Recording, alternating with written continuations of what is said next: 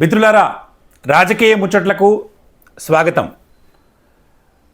12 ఏళ్ల కిందట తెలంగాణ ఆంధ్రప్రదేశ్ రెండుగా విడిపోయినప్పుడు పరిస్థితులు చాలా దారుణంగా అనిపించాయి.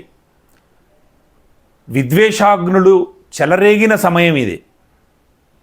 అలాంటి పరిస్థితులని దాటుకొని తెలుగు జాతి ఆత్మగౌరవాన్ని, ప్రేమను, ఆప్యాయతను, కలివిడితనాన్ని రెండు రాష్ట్రాల ప్రజలు అద్భుతంగా ప్రదర్శించారు. 12 ఏళ్ల క్రితం భౌగోళికంగా విడిపోయినప్పటికీ కూడా ఆంధ్రప్రదేశ్, తెలంగాణ రాష్ట్రాల ప్రజలు, నాయకులు గొప్ప హృదయంతో కలిసిమెలిసి ఉన్నారు. రాకపోకలు ఆగలేదు. పెళ్లి సంబంధాలు అవన్నీ సజావుగా యథావిధిగా సాగిపోయాయి. పెద్ద చెప్పుకోదగ్గ సమస్యలేం లేకుండా ఈ పుష్కరకాలం హాయిగా గడిచిపోయింది. రెండు రాష్ట్రాలు అభ్యున్నతి చెందాలని అందరూ ఆకాంక్షించారు. ఇలాంటి పరిస్థితుల్లో ఒక చిన్న టీవీ డిబేట్లో చెలరేగిన వివాదము రెండు రాష్ట్రాల మధ్య ఉద్విగ్న పరిస్థితులకు దారితీయటం విచారకరం. ఈ సమస్యను వాడుకొని ఎన్నికల ప్రయోజనాలు, రాజకీయ ప్రయోజనాలు పొందాలనే సెక్షన్స్ రెండు వైపులా నిలబడి ఒక రకంగా అప్రజాస్వామ్యయుతంగా, ఒక రకంగా అజ్ఞానంతో వ్యవహరించటం వల్ల సమస్య రోజురోజుకి గాడి తప్పుతున్నట్టు కనిపిస్తుంది. విడిపోయిన తర్వాత ఎదుర్కొంటున్న సమస్యలు పెద్ద భిన్నమైనవేమీ కాదు. ఖాళీ అయిన ఖజానా, కొన్ని పెండింగ్ సమస్యలు, జల వివాదాలు, రైతుల సమస్యలు, యువజన సమస్యలు, నిరుద్యోగ సమస్య, ఇలాంటి వాటితో పాటు కొన్ని సామాజిక రుగ్మతలు కామన్గా ఉన్నాయి. ఇవన్నీ పరిష్కరించాల్సింది పోయి ఒక టీవీ డిబేట్లో మాటను పట్టుకొని రెండు రాష్ట్రాల మధ్య చిచ్చు పెట్టడానికి జరుగుతున్న ప్రయత్నాలని మనము తీవ్రంగా ఖండించాలి. విచిత్రం ఏంటంటే, టీవీ డిబేట్లో వచ్చిన మాటకి బాధ్యత వహిస్తూ ప్రొఫెసర్ నాగేశ్వర్ గారు దాన్ని ఉపసంహరించుకున్నప్పటికీ కూడా ఈ సోషల్ మీడియాలో జరుగుతున్న చర్చ రచ్చగా దారితీసి చాలా అన్యాయమైన పరిస్థితికి ప్రజలను నెట్టేస్తోంది. ఖాళీగా ఇంట్లో కూర్చొని మొబైల్ ఫోన్ చూసుకుంటూ ఇష్టం వచ్చిన కామెంట్లు చేసే వాళ్ళ మాటలు పట్టించుకుంటూ చెలరేగిపోతున్నారు రెండు పక్షాలు.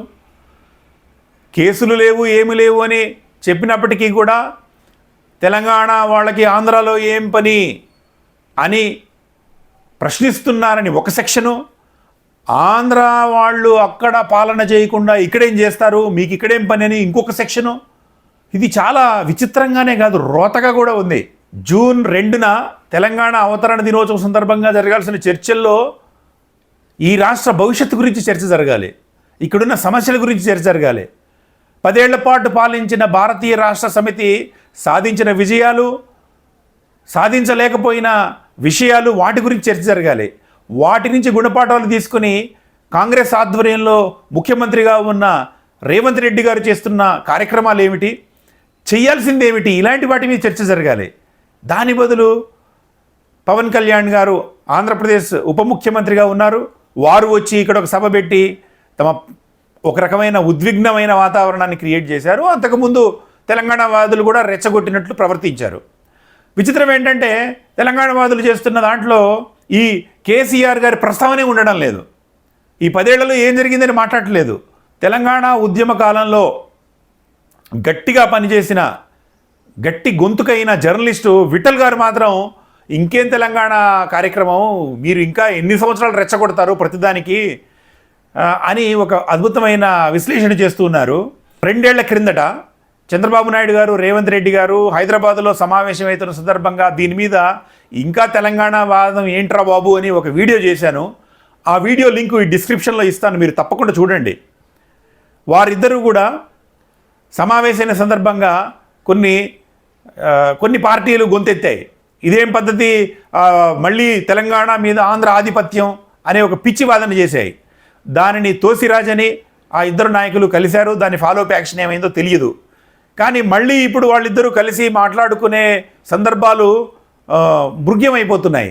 రెండు వైపులా ఉన్న విభిన్న ధోరణుల వల్ల, ఒకటి ఆంధ్రప్రదేశ్ గవర్నమెంట్కి బీజేపీతో ఉన్న సాన్నిధ్యం వల్ల, అట్లానే రేవంత్ రెడ్డి గారికి కాంగ్రెస్లో ఉన్న ప్రతికూల శక్తుల వల్ల మళ్ళీ కలవటం అనేది అంత ఈజీ అయిన విషయమేం కాదు. ఇప్పుడున్న పరిస్థితుల్లో ఏం చేయాలి?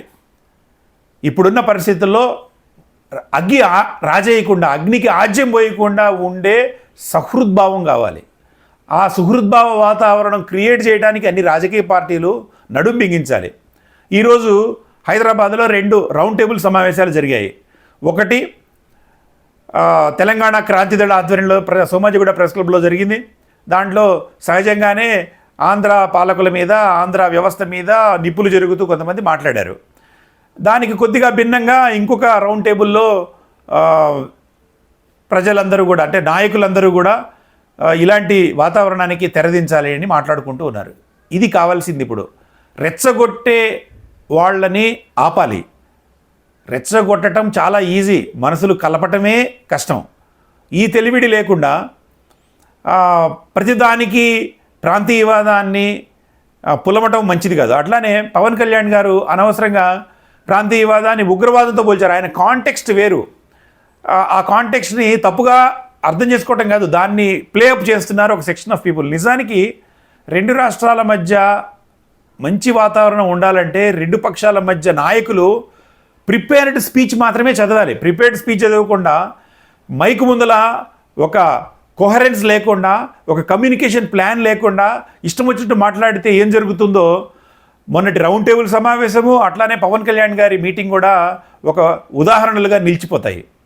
కాబట్టి 2 రాష్ట్రాల ముఖ్యమంత్రులు వెంటనే స్పందించాల్సిన సమయం ఆసన్నమైంది. చంద్రబాబు నాయుడు గారు నిన్న స్పందిస్తూ, ఒక విలేకరుల సమావేశంలో స్పందిస్తూ, ఇది పవన్ కళ్యాణ్ గారి సభని అడ్డుకోవడం మంచిది కాదన్నారు. ఒక మంచి విషయమే. అట్లానే రేవంత్ రెడ్డి గారు మాత్రం ఏం మాట్లాడట్లేదు. వారి మంత్రివర్గ సహచరుడు, కొంతమంది ఎమ్మెల్సీలు మాట్లాడుతున్నారు. వాళ్ళు కూడా రెచ్చగొట్టే ధోరణిలో మాట్లాడుతున్నారు. సోషల్ మీడియాలో 2 రాష్ట్రాల ప్రజలు సంయమనం పాటించాలి. ఎవరైనా ఎదుటి రాష్ట్రానికి సంబంధించి దూషణలతో అక్కడి మహిళల పట్ల అమానుషంగా, అమానవీయంగా ఎలాంటి కామెంట్స్ అయినా చేస్తే చర్యలు తీసుకుంటామనే ఒక సందేశాన్ని ఇద్దరు ముఖ్యమంత్రులు వెంటనే ప్రకటిస్తే బాగుంటుంది. 2 రాష్ట్రాల డీజీపీలు కూడా స్పందించాలి. ఇది ఒక 2 రాష్ట్రాల మధ్య శాంతి భద్రతల సమస్యగా తలెత్తకముందే 2 రాష్ట్రాల ముఖ్యమంత్రులు, 2 డీజీపీలకి సోషల్ మీడియాలో పిచ్చి మాటలు, అసభ్య పదజాలానికి చెక్ పెట్టేలా చర్యలు తీసుకోవాలి. అట్లాగే వివిధ రాజకీయ పార్టీలు తమ ట్రోల్ ఆర్మీలకి కూడా కళ్ళెం వేయాలి. ఎందుకంటే ఇప్పుడు కావాల్సింది శాంతి, ఇప్పుడు కావాల్సింది ప్రేమ, ఇప్పుడు కావాల్సింది 2 రాష్ట్రాల మధ్య ఒక మిత్రత్వ భావన, సోదర భావన, అభివృద్ధి. ఈ తెలివిడి లేకుండా భూతు పురాణం మధ్యనే గడుపుదామనుకుంటే అభివృద్ధి కుంటుపడటమే కాదు, శాంతి భద్రతల సమస్య తలెత్తుతుంది. నమస్కారం.